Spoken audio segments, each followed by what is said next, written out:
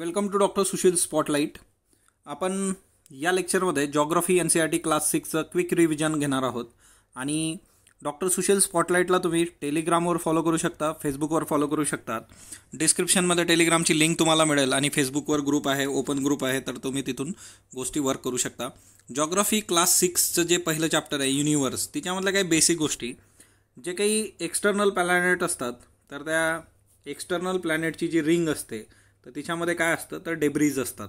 Okay, तुकडे वगैरे बाकी प्लॅनेटचे वगैरे. तर ते सप्तर्षी जो असतो किंवा सप्तर्षीला आपण स्मॉल बियर असं पण म्हणतो बघा. तर याचं जे एक्सटेन्शन आहे हे एक्सटेन्शन कुठं जातं तर पोल स्टारला जातं. हा नॉर्थ पोल स्टार आहे. ही डायग्राम जी आहे ती NCERT 6 स्टँडर्डच्या बुकमधली आहे. तर तिथं बघू शकता. जर तुम्ही नॉर्थकडे फेस केला आणि सप्तर्षीचं एक्सटेन्शन बघितलं तर नॉर्थ स्टार तुम्हाला दिसतो. त्याच्यानंतर पृथ्वी जी आहे तर पृथ्वीचे जे पोल्स आहे तिथं पृथ्वी जरा फ्लॅट आहे आणि त्याच्यामुळे तिचा जो शेप आहे त्याला गिलॉइड शेप असं म्हटलं जातं. आणि याला ब्ल्यू प्लॅनेट असंही म्हटलं जातं कारण 2/3 वॉटर आहे पृथ्वीवर. त्याच्यानंतर मून जो आहे चंद्र तो पृथ्वीच्या अगेन्स्ट रिव्हॉल्व करतो. तो जवळपास 27 दिवस त्याला लागतात आणि एक्झॅक्टली तो सेम टाईममध्ये ते वर्क करत असतो. तर 27 दिवस. आणि वन साईड ऑफ मून जी असते मतलब तो फिरतोय पृथ्वीच्या बाजूला, त्यामुळे पृथ्वी प्रकाश देणार. तिच्यामुळे अर्धा भाग जो आहे तो प्रकाशात आहे आणि हा अर्धा भाग जो आहे तो अंधारात असतो. त्याच्यानंतर नेक्स्ट वन ग्लोब, लॅटिट्यूड आणि लॉन्जिट्यूड हे दुसरं चॅप्टर आहे बघा तिच्यातलं.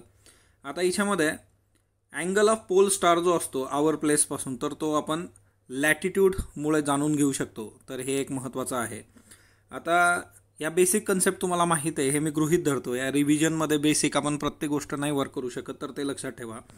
टॉरिड झोन म्हणजे काय की दिवसा सूर्य जो असतो तो ट्रॉपिक ऑफ कॅन्सर आणि ट्रॉपिक ऑफ कॅप्रिकॉन याच्यामध्ये जास्तीत जास्त एनर्जी देत असतो. तिच्यामुळे मिड डे दिवसाच्या मध्य तुम्हाला मोठ्या प्रमाणावर हीट जाणवते. याला टॉरिड झोन म्हटलं जातं. आणि हा झोन कुठला आहे तर ट्रॉपिक ऑफ कॅन्सर आणि ट्रॉपिक ऑफ कॅप्रिकॉन हा मधला झोन आहे.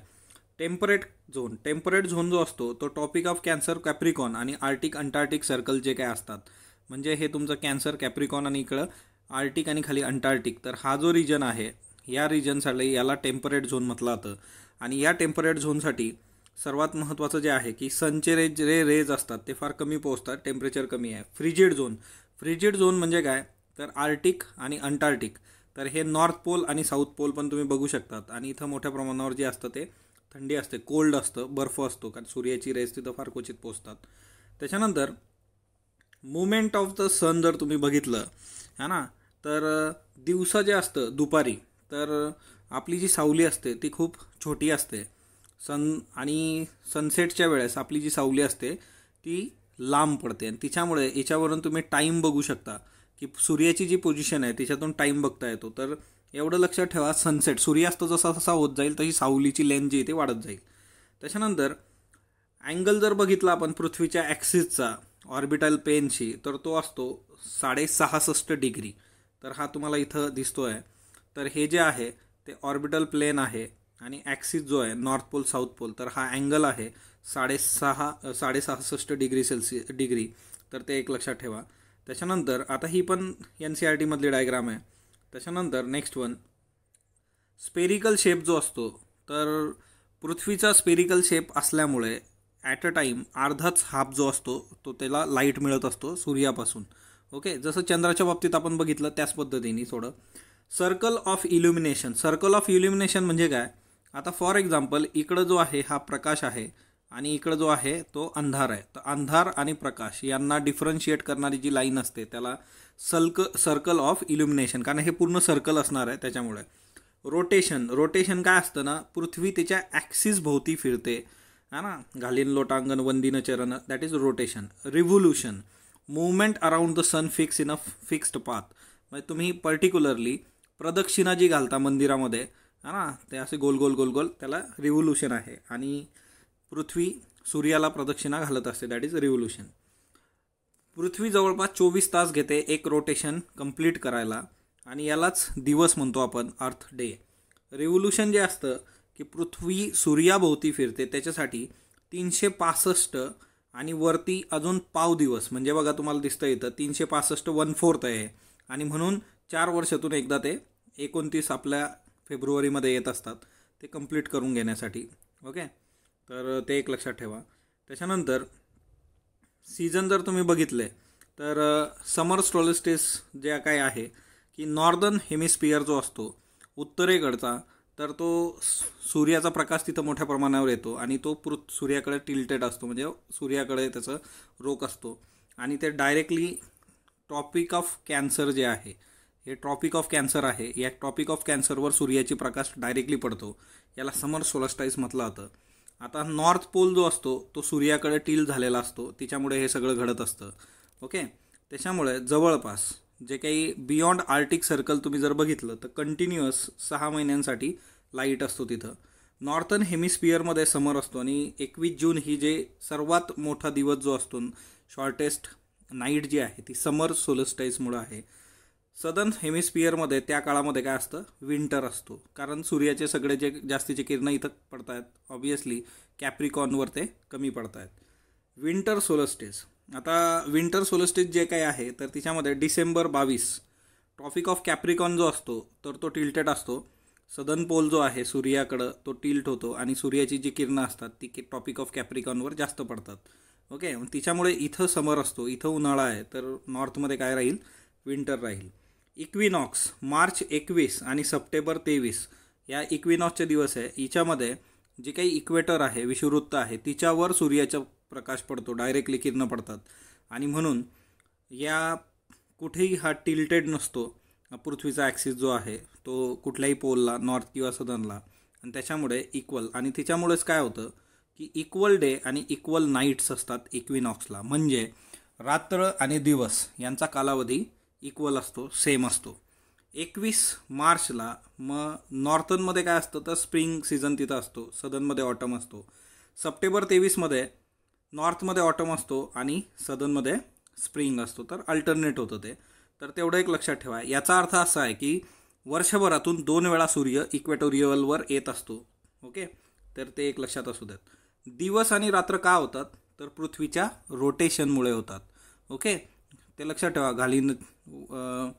जे काही आपण रोटेशन करतो तर स्वतःभोवतीच गोल तिथल्या तिथं फिरणं, त्याच्यामुळे डे अँड नाईट्स होतात. आणि सीझन चेंज का होतो तर पृथ्वीच्या प्रदक्षिणेमुळे सीझन चेंज होतो, रिव्होल्युशन ऑफ अर्थ. आणि दुसरं, अर्थचा जो ॲक्सिस इन्क्लाइन असतो, ओके, फिक्स पोझिशनमध्ये, तिच्यामुळे. तर 2 गोष्टी लक्षात ठेवा. दिवस रात्र होण्याचं कारण आहे रोटेशन ऑफ अर्थ, आणि सीझन जे काही बदलत असतात, उन्हाळा पावसाळा, तर ते रिव्होल्युशन ऑफ अर्थ, आणि दुसरं अर्थचा ॲक्सिस जो फिक्स असतो त्याच्यामुळे. तर हे इथं तुमच्या समोर आहे की हे जे आहे 21 मार्च आणि 23 सप्टेंबर इक्विनॉक्सेस आहे, रात्रंदिवस हिच्यामध्ये सेम असणार आहे. त्याच्यानंतर हे जे आपण बघितलं होतं की समर सोल्स्टिस, समरमध्ये काय होतं की नॉर्थर्न हेमिस्फिअर हा टिल्ट आहे, कॅन्सरवर मोठ्या प्रमाणावर जी काही सूर्याची किरणं पडतात, कॅप्रिकॉनवर पडत नाही, 21 जून.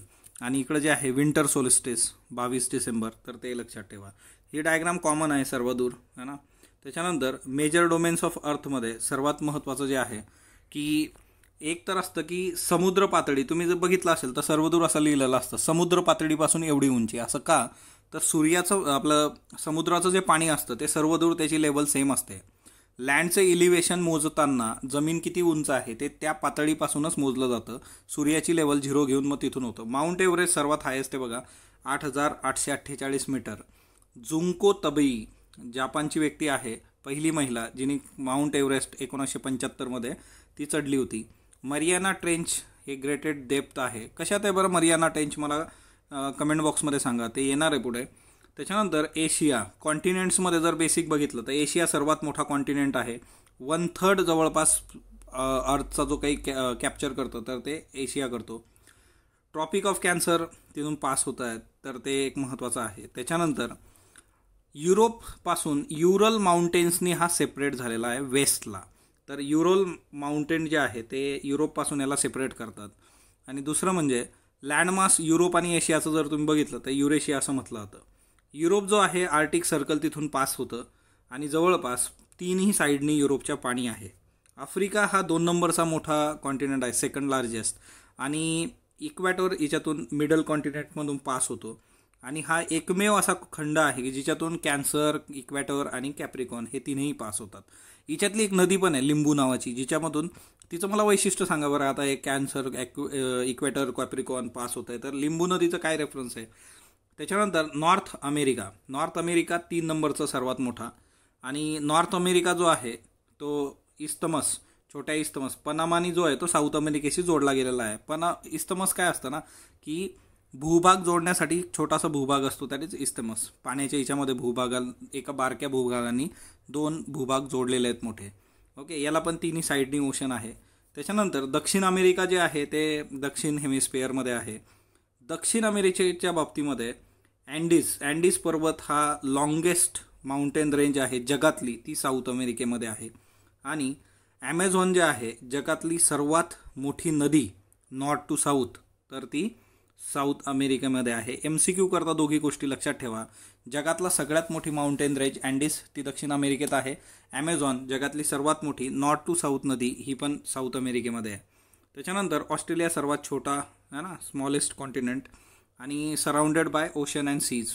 याला आयलँड कॉन्टिनेंट असं म्हटलं जातं MCQ. ओके.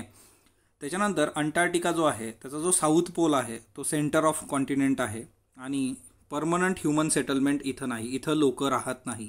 भारताचे इथं रिसर्च स्टेशन आहेत, मैत्री आणि दक्षिण गंगोत्री, तर हे 2 हिच्यामध्ये आहेत अंटार्क्टिकामध्ये. तर ते एक लक्षात ठेवा MCQ करता. जवळपास 71% पाणी आहे पृथ्वीवर आणि 29% लँड आहे. ह्या सगळ्या हिच्यामधलं 97% पाणी जे आहे ते सॉल्टी आहे, म्हणजे आपण मानव त्याला वापरू शकत नाही असं प्रॉपरली. फ्रेश वॉटर जे आहे ते फक्त 0.03% इतकंच फ्रेश वॉटर आहे. त्याच्यानंतर 2.77% वॉटर जे आहे ते आईस शीट किंवा ग्राउंड वॉटर आहे, जमिनीखाली आहे किंवा मग बर्फामध्ये आहे. 97.2% जे आहे ते ओशन आहे. तर अशा पद्धतीने हे सगळं 100%चं गणित तुमच्यासमोर आहे. त्याच्यानंतर स्ट्रेट म्हणजे काय, तर एक नॅरो पॅसेज असतो वॉटरचा जो 2 लार्ज वॉटर बॉडीजला जोडतो. जसं पाक स्ट्रेट आहे की इंडिया आणि श्रीलंका, तर हे एक महत्त्वाचं आहे. किंवा सी, ओशन हिच्यामध्ये ते असतं. जसं आपण इस्तमस बघितला तर 2 जमिनीचे भूभाग जोडणारा नॅरो पॅसेज जो असतो, आणि तसं स्ट्रेट जे आहे तर ती एक वॉटर असतं की 2 वॉटर बॉडीजला कनेक्ट करणं. ओशन जे आहे ते सगळे इंटरकनेक्टेड आहे, एकमेकाला जोडलेले आहेत. ओशन वॉटर जे असतं ते नेहमी मुव्हिंग असतं, लक्षात ठेवा, असं स्थिर नसतं, ते नेहमी मुव्हिंग असतं. आणि मूवमेंट कशामुळे होते, एक तर वेव्स आहेत, दुसरं आहे टाइड्स, आणि तिसरं जे आहे ते म्हणजे ओशन करंट. या 3 गोष्टींमुळे हे मूव्ह होत असतं. 4 मेजर ओशन जे आहे तिच्यातला सगळ्यात मोठा आहे पॅसिफिक ओशन, 2 नंबरचा ॲटलांटिक ओशन, त्याच्यानंतर इंडियन ओशन आणि आर्टिक ओशन हा स्मॉलेस्ट आहे. 4 मेजर ओशन जे आहे. ओके. त्याच्यानंतर नेक्स्ट वन पॅसिफिक ओशन बघा, सगळ्यात आता मोठावाला. स्प्रेड जो आहे त्याचा 1/3 अर्थ त्यांनी कॅप्चर केलेला आहे. मरियाना ट्रेंच थोड्या वेळापूर्वी मी तुम्हाला विचारलं होतं, ते पॅसिफिक ओशनशी संबंधित आहे.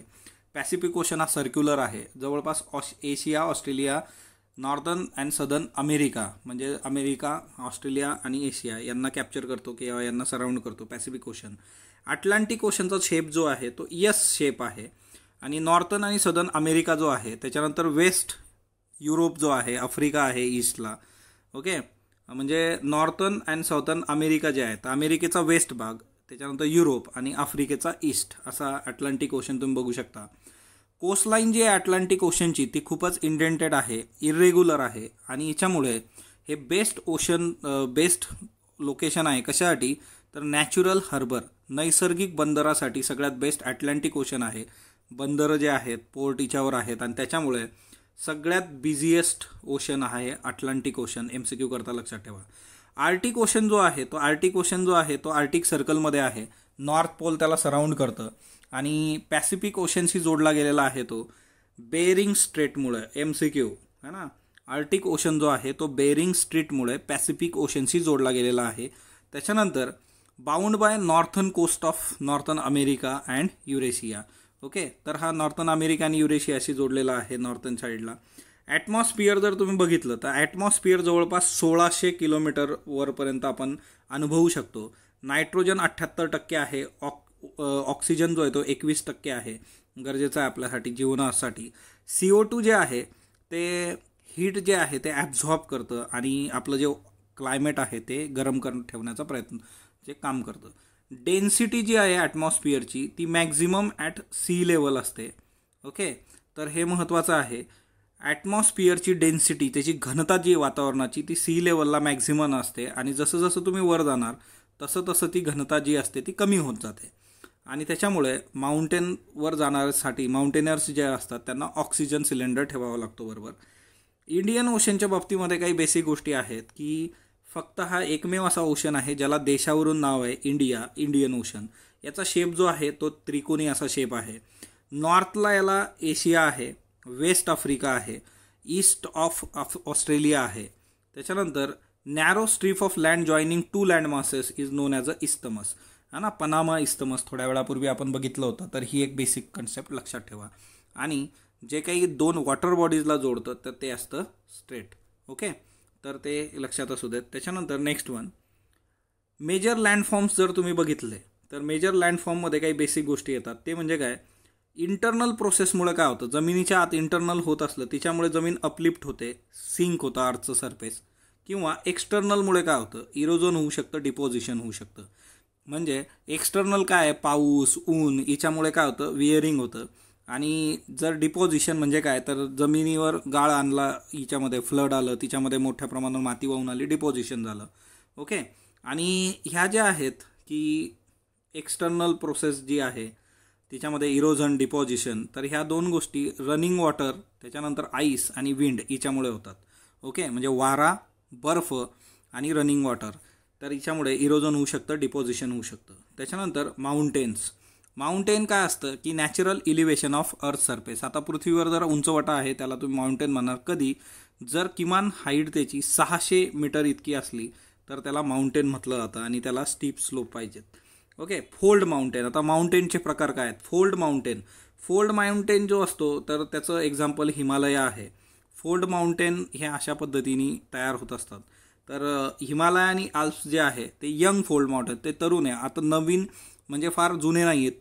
त्याच्यामुळे त्याचं जे हाय कोनिकल पिक्स वगैरे तुम्हाला दिसतात. अरावली जे आहे ते ओल्डर आहे फोल्ड माउंटेन आणि त्याच्यामुळे ते बऱ्यापैकी इरोजन झालेलं आहे म्हणून इतकं हाय कोनिकल ते दिसत नाही.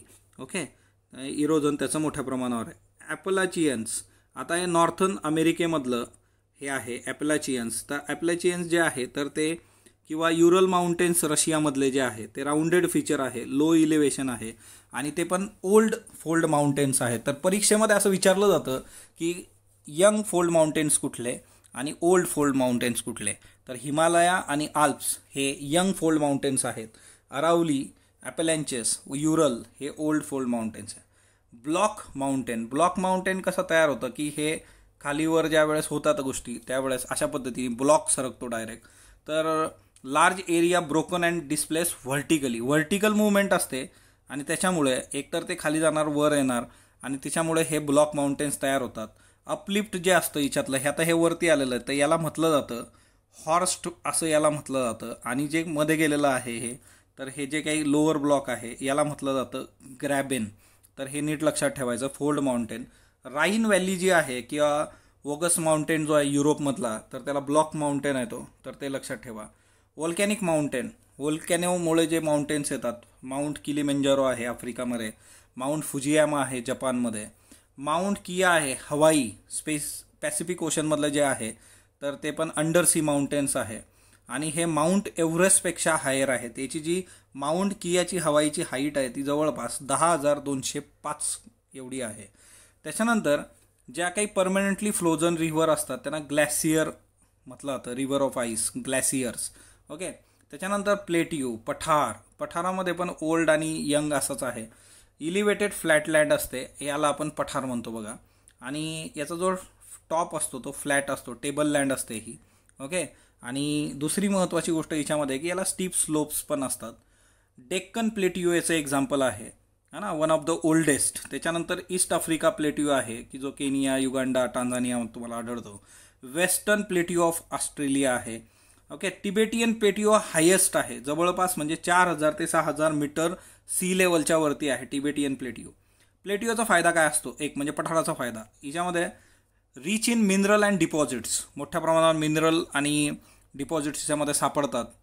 त्याच्यानंतर आफ्रिकन प्लेट्यू जो आहे याच्यामध्ये गोल्ड आणि डायमंड, बघा आफ्रिका फेमस आहे याच्याकरता, छोटा नागपूरचं जे पठार आहे त्याच्यामध्ये तुम्हाला मोठ्या प्रमाणात आयर्न, कोल, मॅंगनीज ह्या गोष्टी मिळतात.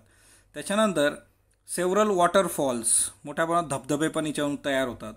आता हे हुंद्रू फॉल्स म्हणून आहे छोटा नागपूर प्लेट्यूवर आणि सुवर्णरेखा नदीवरचा आहे हुंद्रू फॉल्स. MCQ करता लक्षात ठेवायचे. असं विचारलं जातं की आता हा रेफरन्स हुंद्रू फॉल्सचा सुवर्णरेखा नदीचा आहे, जोग फॉल्स आहे.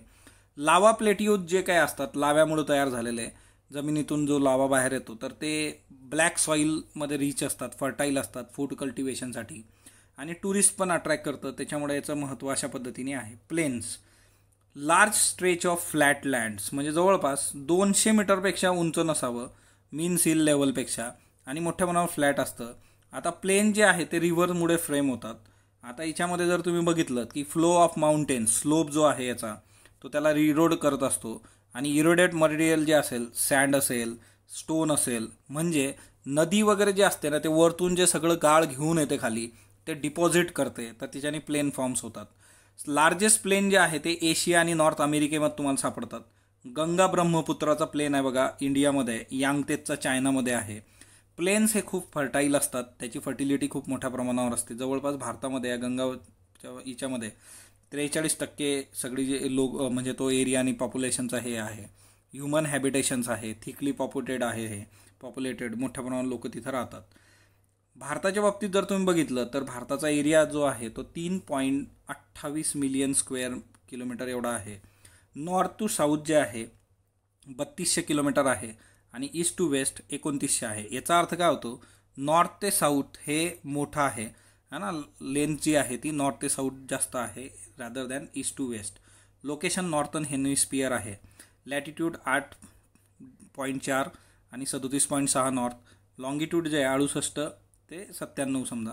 आणि इंडियन स्टँडर्ड मेरिडियन जे आहे आपली तर ती 62 डिग्री 82.30 ईस्टला आहे. 7 कंट्रीजची नेबरिंग आहे आपल्याला. बचपन MBA मी बऱ्याचदा तुम्हाला सांगितलेलं आहे. हिमालय जो आहे ग्रेट हिमालयन, जगातले मोठे मोठे याच्यावर शिखरं आहेत है ना, नॉर्थन मोस्ट रेंज आहे. त्याच्यानंतर मिडल हिमालय जो आहे तो साऊथ ऑफ हिमाद्री आहे आणि याच्यावर मोठ्या प्रमाणावर हिल स्टेशन आहे. शिवालिक जो आहे तो सगळ्यात दक्षिणेकडचा भाग है ना. नॉर्थ इंडियन प्लेन्स याच्यामध्ये सापडतात. ॲल्युअल डिपॉझिट जे आहे इंडिया, इंडस, गंगा, ब्रह्मपुत्रा. त्याच्यानंतर पेनिन्सुलर प्लेट्यू. पेनिन्सुलर प्लेट्यू जे आहेत आपल्याकडं ते ट्रायंग्युलर शेपमध्ये, त्रिकोणी आकारामध्ये आहे. रिलीफ हायली अनइव्हन आहे, म्हणजे कमी जास्त पाऊस होत असतो. त्याच्यानंतर रेंजेस मोठ्या प्रमाणावर हिल रेंजेस, व्हॅलीज आहेत. अरावली जे आहे ते broader on it's north west side. तर अरावली जी आहे तर ती पूर्व पश्चिम भागात ब्रॉडर आहे. विंध्या सातपुडा तुम्ही बघू शकता. त्याच्यानंतर गंगा ब्रह्मपुत्रा जे आहे तर ते जगातला वर्ल्ड्स लार्जेस्ट डेल्टा आहे हा है ना. सुंदरबन डेल्टा ते फ्रेम करतं गंगा ब्रह्मपुत्रा. तिच्यामध्ये याचा पण शेप जो आहे तो ट्रायंग्युलर आहे. ओके.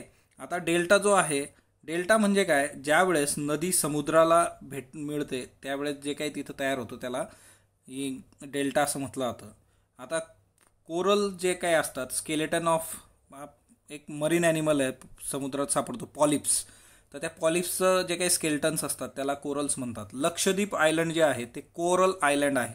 तर हे लक्षात ठेवा, Lakshadweep is a coral island. MCQ करता लक्षात ठेवा. ओके.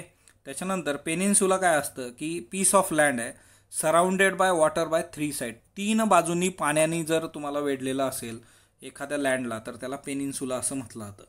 त्याच्यानंतर क्लायमेट व्हेजिटेशन बघा की क्लायमेट कशा कशामुळे प्रभावित होतं. एक, location, altitude, distance from sea आणि रिलीफ. म्हणजे काय की कुठं लोकेशन आहे, किती उंची आहे, समुद्रापासून किती लांब आहे, किती पाऊस पडतो. नॅचरल व्हेजिटेशनच्या 5 टाईप असतात. Tropical evergreen forest, tropical deciduous forest, thorny bushes, mountain vegetation and mangrove forest. सगळ्यात पहिले आपण बघूया ट्रॉपिकल रेन फॉरेस्ट. खूप जास्त पाऊस जिथं होतो, ज्याला एव्हरग्रीन म्हटलं जातं, कायमस्वरूपी हिरवळ असणारा जो भाग असतो. मॅक्झिमम हाईट जिथं जवळपास 60 मीटरपर्यंत झाडांची, आणि ते वेगवेगळ्या वेळेवर त्यांची पानं गळत असतात तिथं. सो त्याच्यामुळे ते कायमस्वरूपी एव्हरग्रीन आहे. एकदाच जर सर्वांची पानं गळली तर ते एव्हरग्रीनमध्ये येणार नाही है ना. याच्यामधले एक्झाम्पल बघा, महोगनी, इबोनी, रोजवूड. ओके.